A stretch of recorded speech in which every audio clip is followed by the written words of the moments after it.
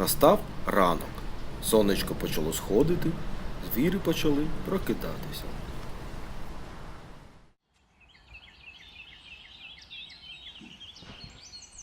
Доброго ранку. Доброго ранку, друже Борсук. А де Чайка? Чайко, подруго, це ти? Так, це я. Що сталося? Ворони, я щойно отримала повідомлення від дядечки Чаплі. Він пише, що люди планують осушити їхні плавні. Їхня величезна колонія загине. Де вони знайдуть місце для нової колонії? Ой-ой-ой, що ж робити? Як їм захистити себе? Заспокойтесь, захист є. Пам'ятаєте, я якийсь час провів в реабілітаційному центрі для диких тварин з пошкодженою в капкані лапою. Ну як таке забудеш? Звісно, пам'ятаємо. Там за мною доглядала дівчина, яка зналася на природоохоронних директивах Європейського Союзу. Вона розповіла мені все про них. Що? Які директиви? І що це таке директиви? Ходім до мене в нору. Я вас чаєм з тістечками пригощу та про все розповім.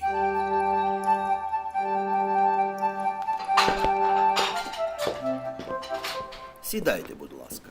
Почувайтесь, як вдома.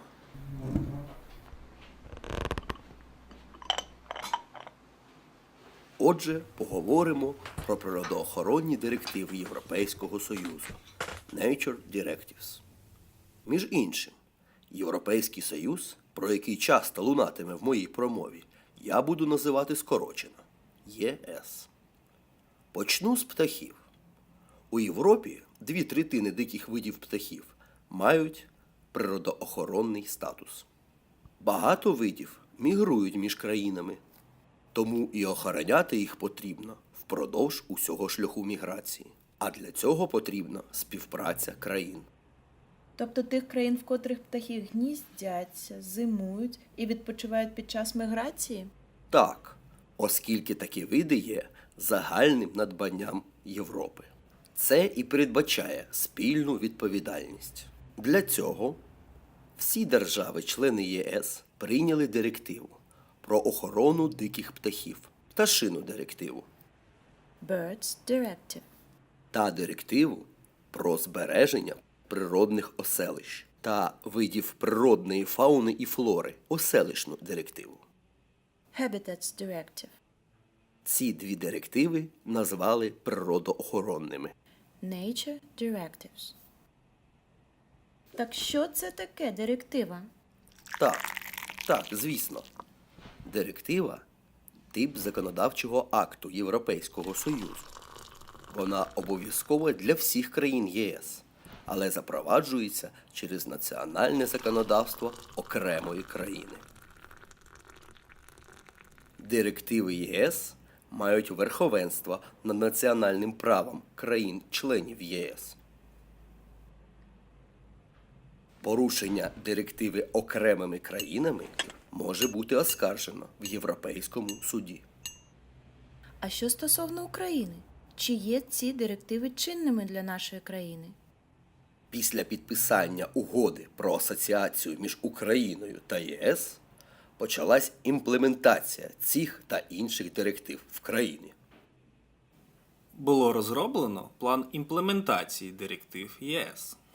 За цим планом Україна повинна ввести зміни і доповнення у законодавство країн відповідно до вимог директив. Це перший і досить складний крок, але не єдиний.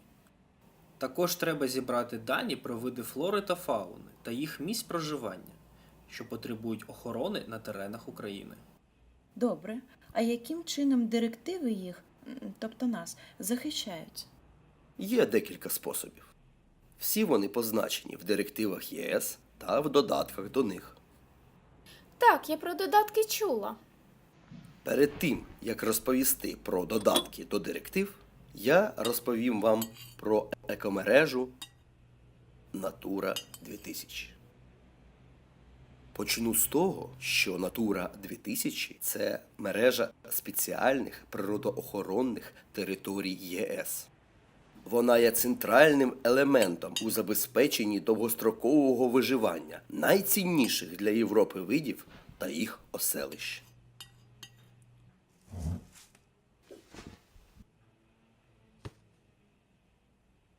Країни-члени ЄС вибирають природні території за науковими критеріями, беручи до уваги місцеві соціальні та економічні умови.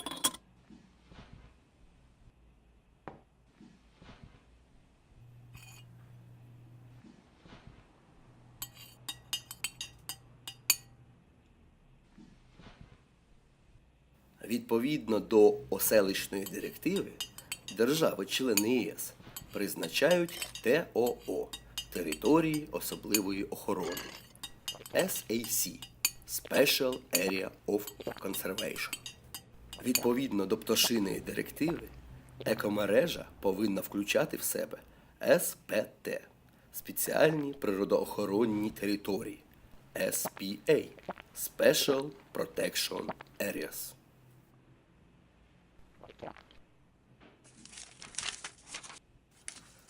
Цікаво, що території одного типу можуть частково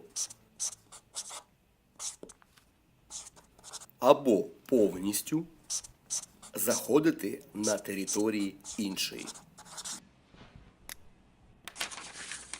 Головне, що ці SPA і SAC території можуть використовуватися людьми, але тільки за умовами зберігання видів та їх оселищ у сприятливому стані. Оце так.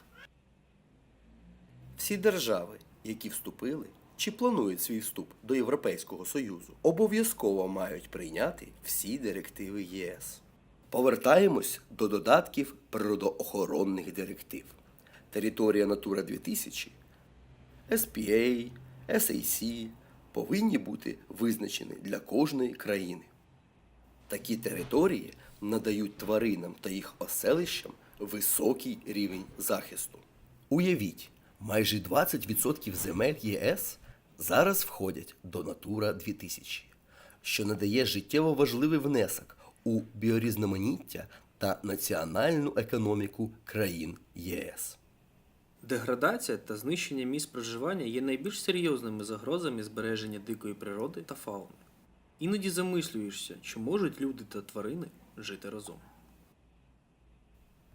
Крім того, у додатках до природоохоронних директив йдеться про регулювання полювання, а також про захист яєць, пташенят та пташиних гнізд.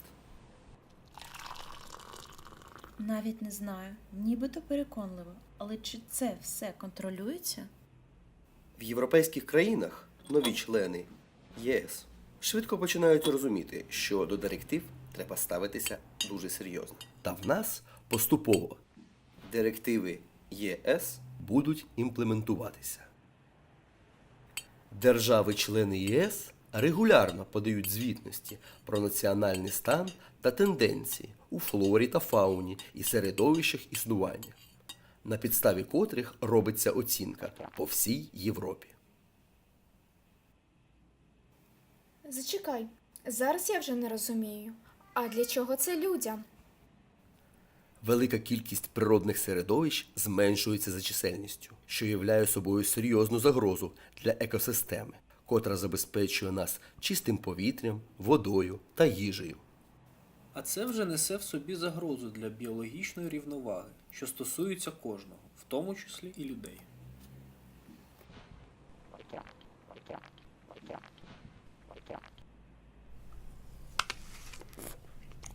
Вибач, дуже цікаво. Але нам, на жаль, вже час йти. Може, продовжимо нашу бесіду пізніше? А приходьте до мене завтра зранку, чаю поп'ємо, і я ще більше вам розповім про природоохоронні директиви Європейського Союзу.